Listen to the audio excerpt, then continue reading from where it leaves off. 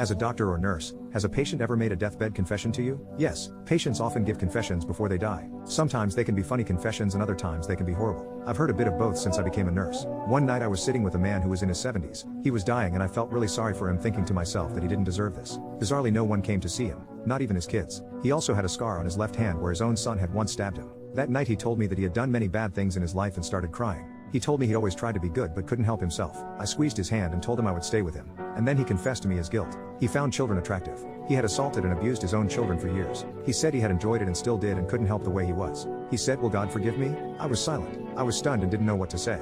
He literally said all this in a few minutes and it was so much to take in. And then he asked me if I was his daughter, would I forgive him? I said no, I wouldn't. I now realized why this man's family hadn't come to visit him. I now realized why his son had stabbed him. After I answered him, he smiled and closed his eyes and he was gone just like that. It was a horrible confession to hear and it still creeps me out today. After he died, his belongings were to be collected and the family told the hospital they didn't want anything back.